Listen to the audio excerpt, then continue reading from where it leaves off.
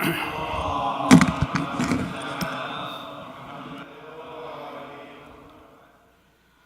بالله من الشيطان اللعين الرجيم. بسم الله الرحمن الرحيم. الحمد لله رب العالمين، والصلاة والسلام على سيدنا ونبينا أبي القاسم محمد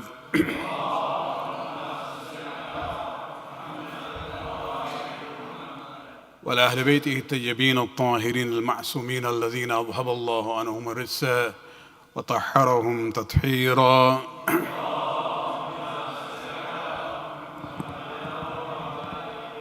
واللعنة الدائمة الباقية لأعدائهم ومنكر فضائلهم وغاصب حقوقهم من الآن إلى قيام يوم الدين.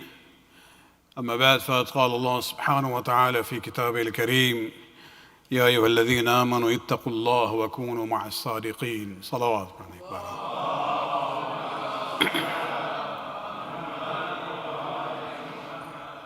We have gathered this evening to commemorate the Shahadat of our sixth Imam, Imam Jaffer as-Sadiq alayhi salatu wassalam.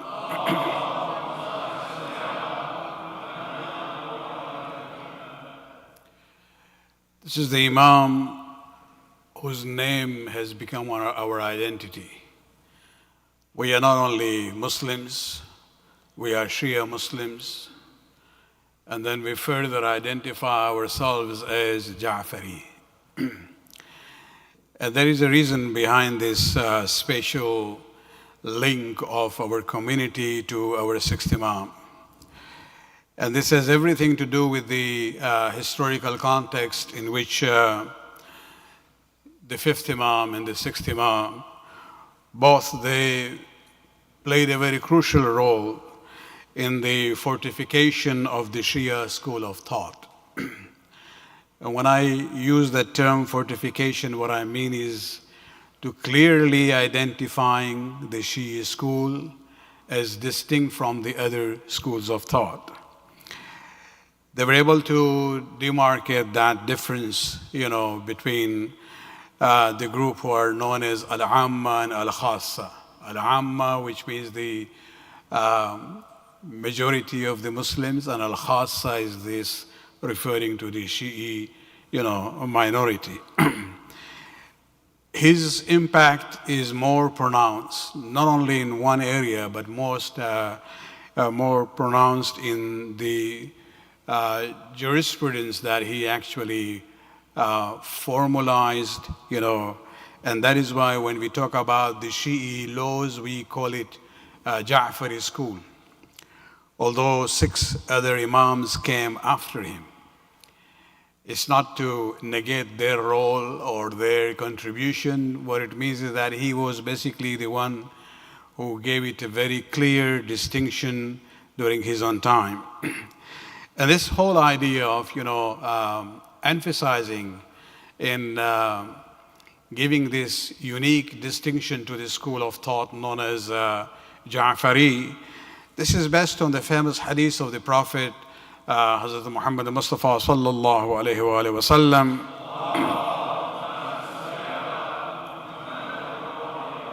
Where he says, إِنِّي تَارِكٌ فِيكُمْ الثَّقَلَيْنِ كِتَابَ اللَّهِ وَعِتْرَةِ أَهْلِ بَيْتِ. That I am actually, living among you 2 objects of very high estimation, the Book of Allah and my family.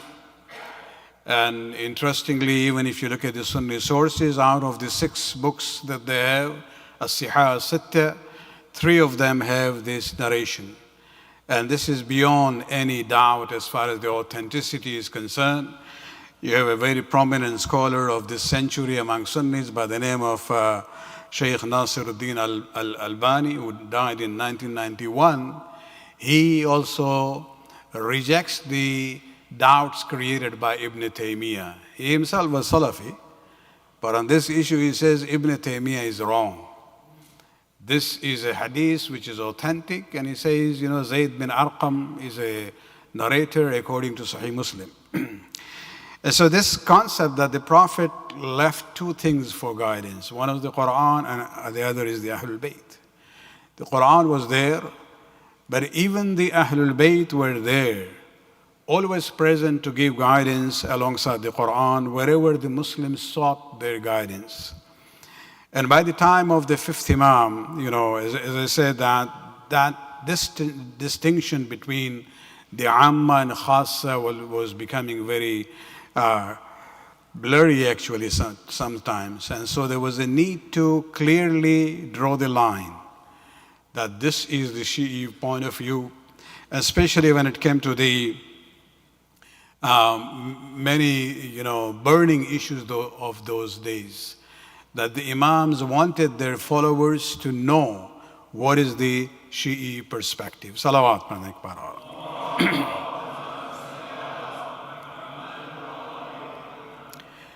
One of the things that the Imams did was actually train their companions, and I'm using the words Imam here for Sadiqain, both.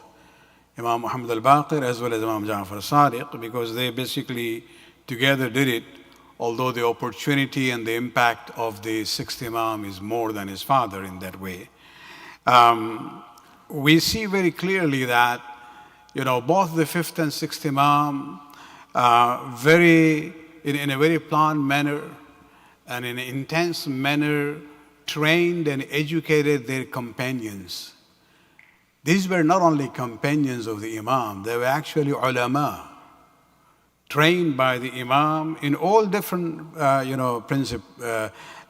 disciplines, whether it is theology, or you're talking about tafsir, or you're talking about fiqh, or even when we talk about Arabic grammar and hadith issues, all these issues, Imams actually have identified the disciples and the companions, and they realize, okay, this one has this capability, so they would basically train that fellow in that one discipline more than the other. And so then we have talked about some of these stories before, where a person came from Sham and he said, I would like to have a debate with you, to the Imam, sixth Imam, and he said, okay, what is the subject on which you want to have a debate? So he brought up a subject, and he pointed to his companion, he says, you sit down with him. And once they finished, and it's interesting that Imam is sitting there. This is where the teacher is now training the students and even observing how they are conducting themselves. And then he said, okay, now I want to go into another subject. So Imam doesn't say continue with him. He says, now, have a discussion with this of, my disciple. And so it shows that they had trained them in different ways. And this is the sixth Imam, long before the era of the ghaibat. So sometimes when we talk about this issue, the process of ijtihad and things like that, this all started after the ghaibat of the Imam. They don't realize that the planning and the training and the work started from early eras, especially from the days of the fifth and the sixth Imam. Because even after that, you have 11 Imams who were there in the community. Yet, there were ulama around them, trained by them. And that was basically preparing this ground for the era where the Imam would not be accessible to the community. Salawat.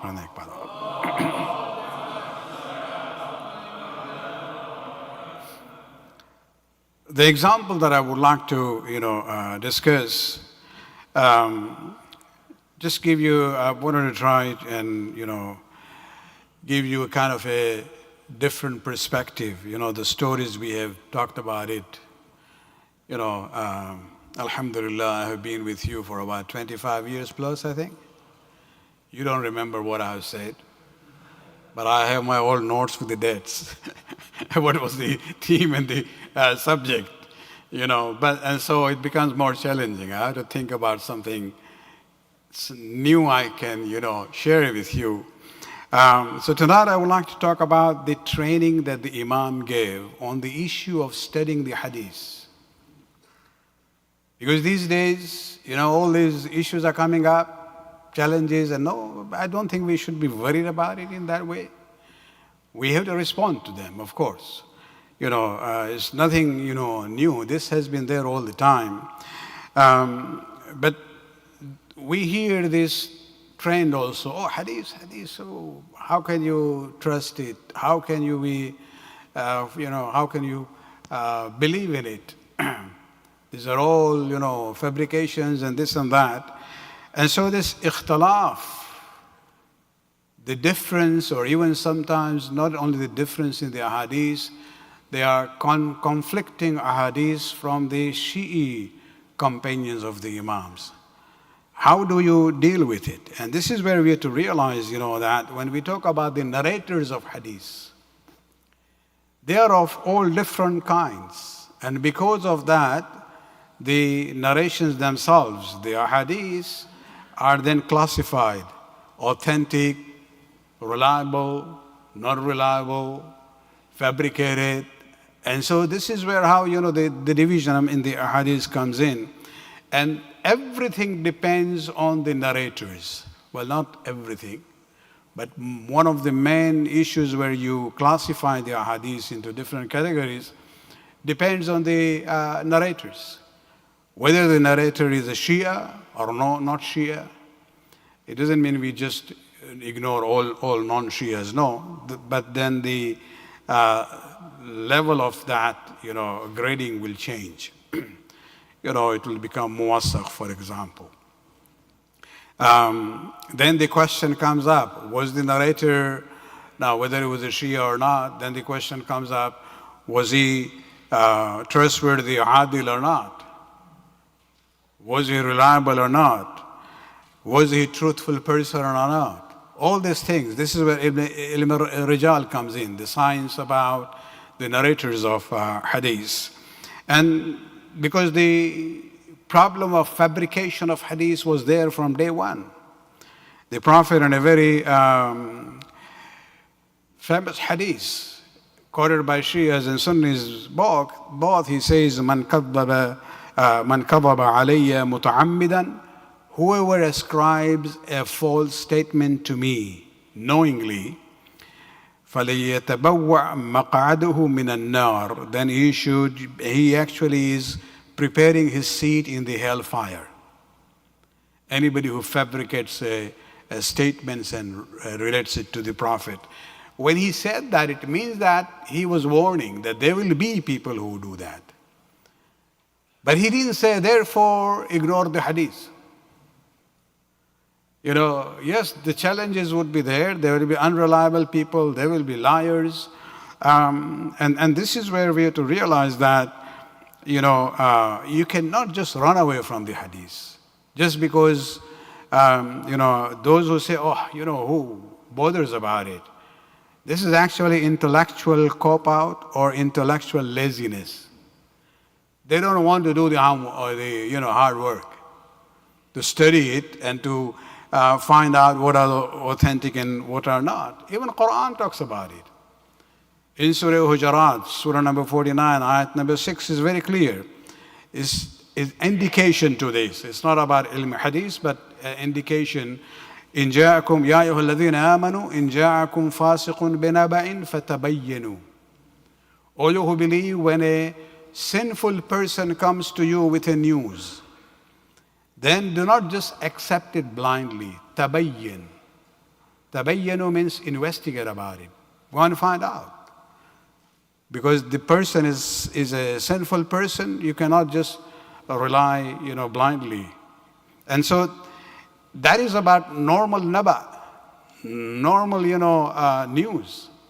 So when it comes to hadith of the Prophet or the Imam, you have to be even more careful about it. Salawat prandak badar.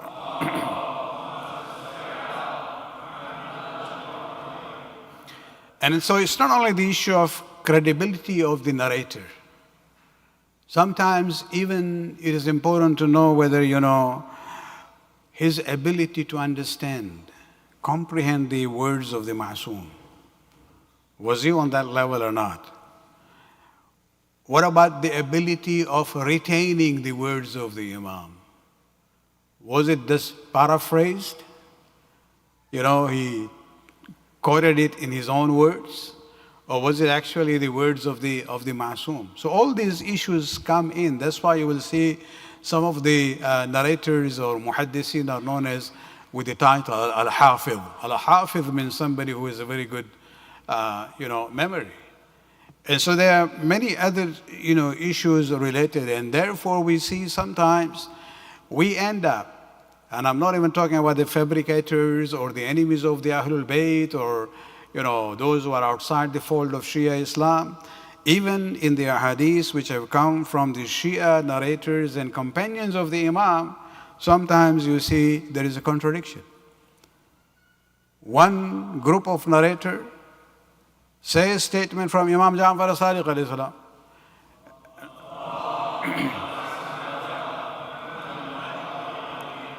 And then another group comes and narrates from the same Imam, but when you look at the content, they are contradictory. So what do we do? Do we say, oh, okay, all hadiths, just throw them out? No. This is where this era of, educating the companions to become ulama in different, disciplines was very important. And one of the things that the Imam Jaffer as-Sadiq alayhi salatu wasalam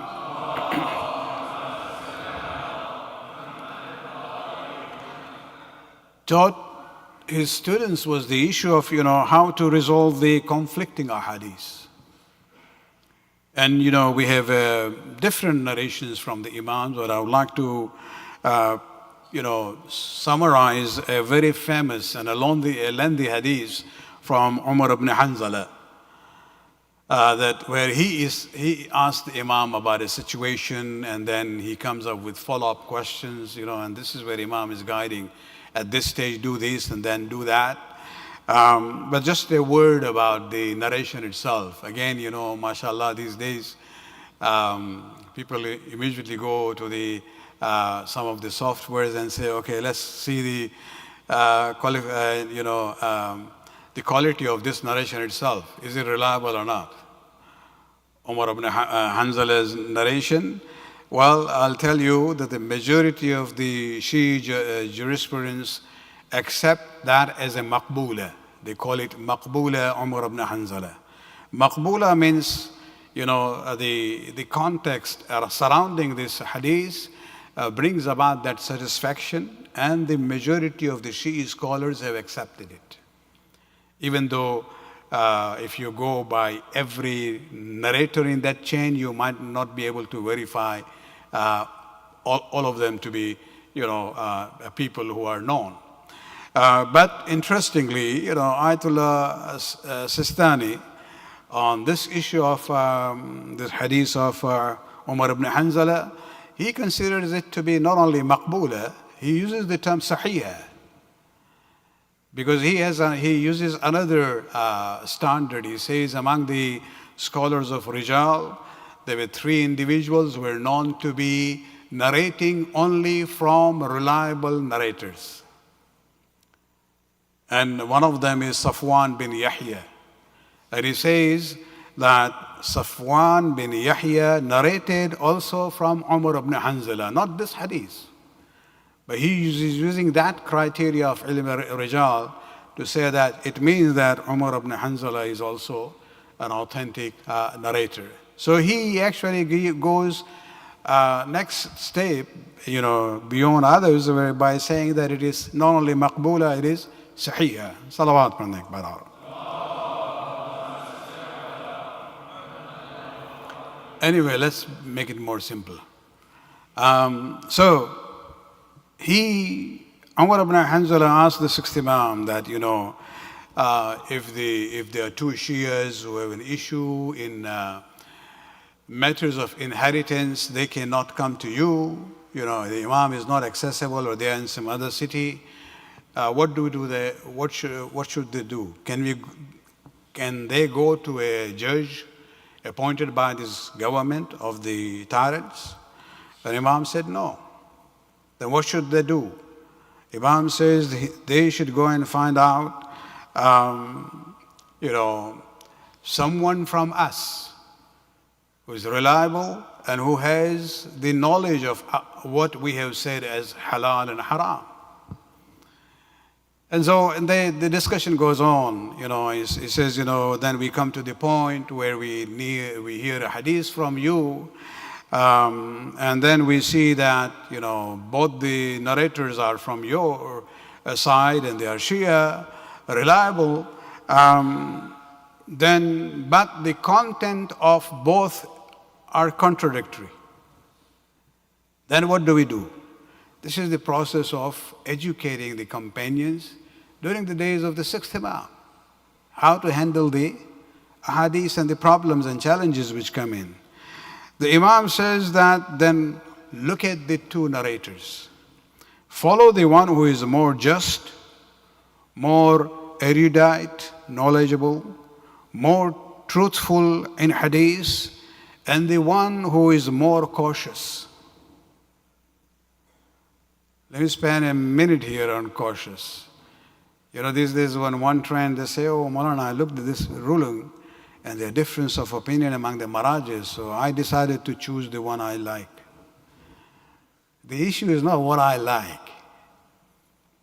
If there are difference of opinion, look for what is more on the path of caution. Ihtiyat is better than getting into problems. And so, Umar ibn Hanzala, may Allah bless him, he doesn't stop there. He says, well,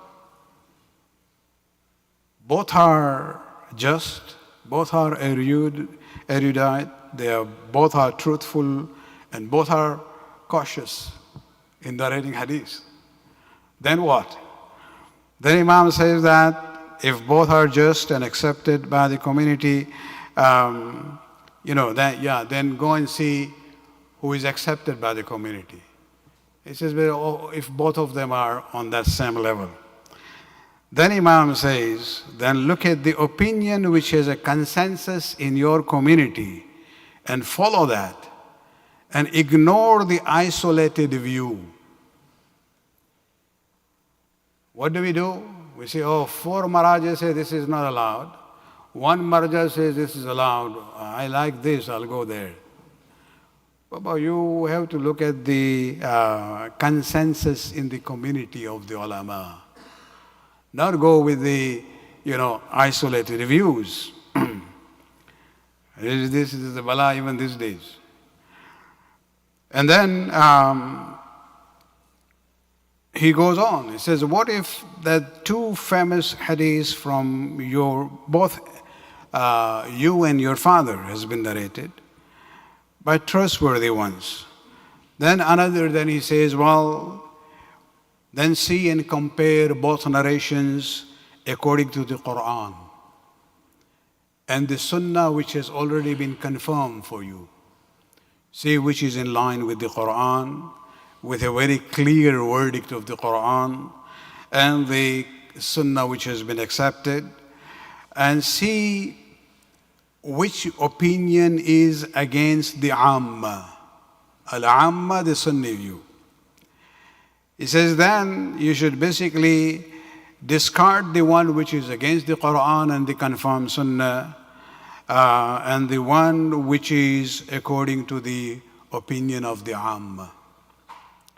You have to stay away from it. Then Ibn Hanzala goes further. He says, what if, both ahadith has supporters among Sunni jurists, some of them also on this side and some on, there is a conflict among them also. And this is where Imam said, then see which one of these jurists among the āmmah are closer to the rulers. They are part of the government's camp. Discard their side of the opinion and take the opposite one. Salawat padhne ek baar.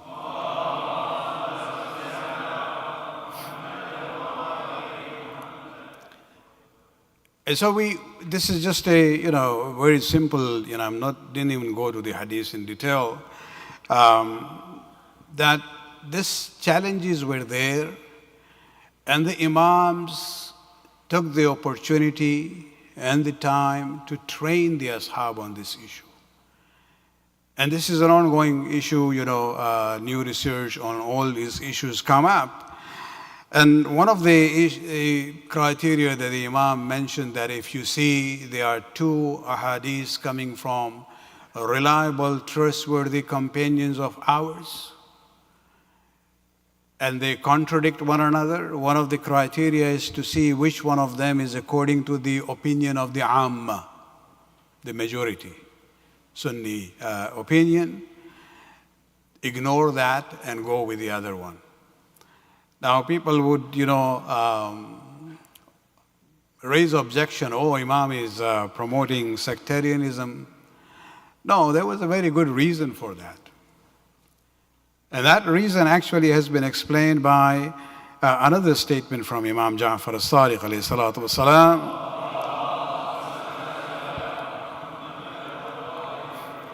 When he was talking to a person and he says, do you know why we tell you to go whenever you see two ahadiths from our sources and one is in line with the majority opinion, discard that and go to the opposite side? And the companion says, Imam said, do you know why we are saying this? And he said, no, you will tell us. He says, Inna aliyan alayhi salam lam yakun yadinu Allah bidinin illa khalafa alayhi al-umma ila ghayrihi iradatan li-ibtali amrihi. He says, anything that Ali advocated in matters of religion, whenever he would do that, the ummah, the majority there, would contradict him. And they will turn to the others with the intention of eliminating his influence. And then he says, وَكَانُوا يَسْأَلُونَ أَمِيرَ الْمُؤْمِنِينَ عَنِ الشَّيْءِ. They will actually go to him. Go to Amir al-Mu'mineen, ask him a question about something, الَّذِي لَا يَعْلَمُونَهُ, that they don't know about it. فَإِذَا أَفْتَاهُمْ, when he gives his verdict about it, جَعَلُوا لَهُ ضِدًّا. They will actually do the opposite, so that they would confuse the people and basically keep away from the teachings of the Imam, Amir al-Mu'mineen. And I'll share with you one very interesting example, a very common one. The Prophet of Islam, let's forget his life in Mecca. In Medina, he was there for how many years? 11 years, something? Huh? Let's say 10. Even minus 2 more years. Maybe, sometimes he was traveling, he was out of town. Just calculate 8 years. 8 years, Rasulullah would come to the masjid every day and lead the 5 daily prayers. Calculate the number. You get about 15 to 16,000 times. The irony of the Muslims is that a prophet who did something publicly thousands of times, yet they don't know. Did he pray this way? The Maliki way? I'm not even talking about Shias now. Or did he pray this way? Or was it here? Something which he did so many thousands times, and yet they have this dispute. And this is where we come to realize, even the issue of Bismillah ar-Rahman ar-Rahim. Somebody asked our sixth Imam about the Surah Fatiha, and then he says, is Bismillah ar-Rahman ar-Rahim part of it? And Imam says, Na'am, hiya afdaluhunna. In the whole Surah Al-Hamd, Bismillah ar-Rahman ar-Rahim is the best ayat there. And so then you look at the Muslims. There is a whole discussion about it, whether, Bismillah ar-Rahman ar-Rahim is part of the surah or not. Interestingly, all the Qur'ans published even in Medina, you will see in Surah Al-Hamd it's counted as one ayat. But in all other surahs, other than the 9th surah, the Bismillah ar-Rahman ar-Rahim is there, but doesn't have a number there. And so that's another issue. And so in namaz, what do? All Muslims in the first and the second rakat recite Surah Al-Fatiha. They are not even sure. Do I recite Bismillah ar-Rahman ar-Rahim or I don't recite? Some of them say you should recite. Some of them say no, it is to be omitted. And that's why you see Allahu Akbar, Alhamdulillah Rabbil Alameen. There's no Bismillah ar-Rahman ar-Rahim there.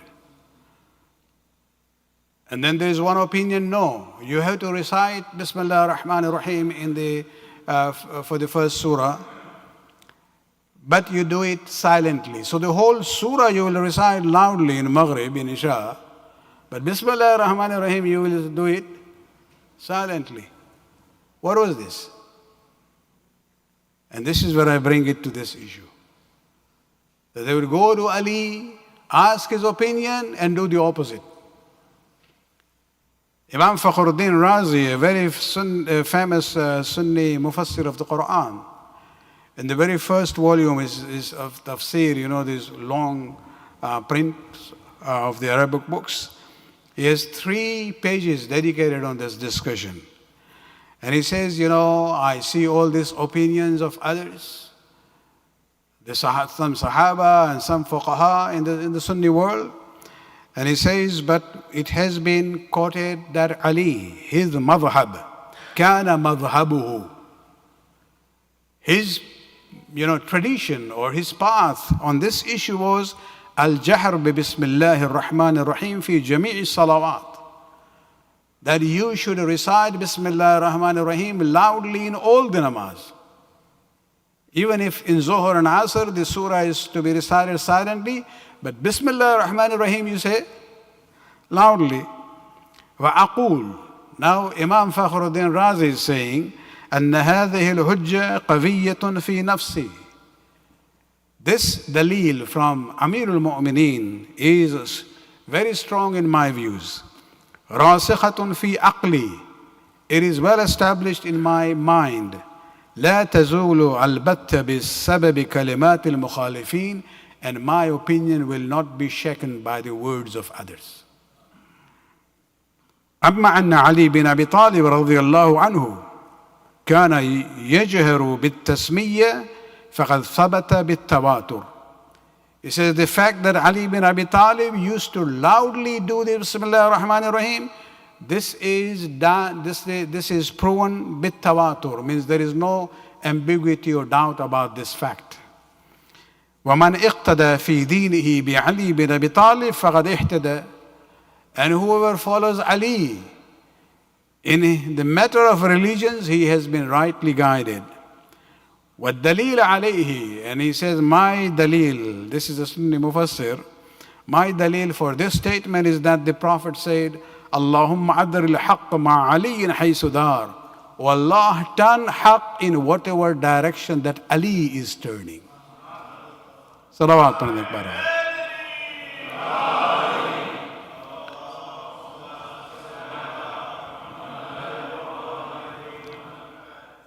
So where did this omission of Bismillah ar-Rahman ar-Rahim come from? When Muawiyah became the Khalifa, went for Hajj and Ziyarat, stopped in Medina, out of the protocol or the courtesy, they asked him to lead the namaz. First time he's leading the namaz in public in Medina.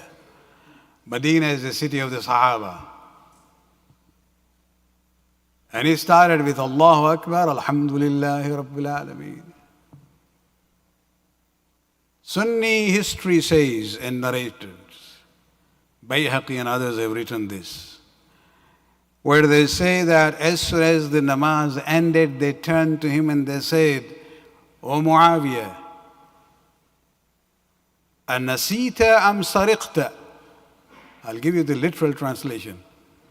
Oh Muawiyah, did you forget or you stole this Bismillah ar-Rahman ar-Rahim? This is the indication that omitting Bismillah ar-Rahman ar-Rahim in Surah Fatiha in namaz is the Sunnat-e Umawi. Reading it loud is Sunnat-e Alawi, connected to the Sunnah of Rasulullah sallallahu alayhi wa sallam.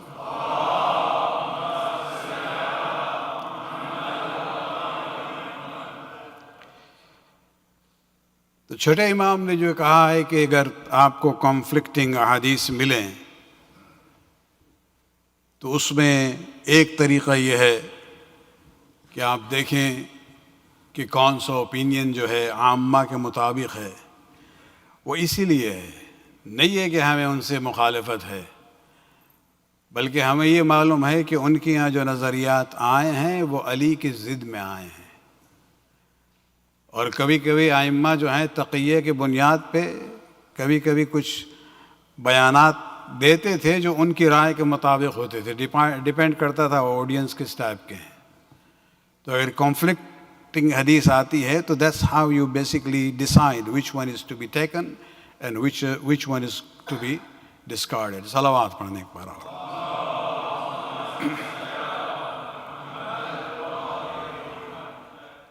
رسول علیہ السلام نے کہا تھا کہ ہم قرآن اور اہل بیت کو چھوڑ کے جا رہے ہیں.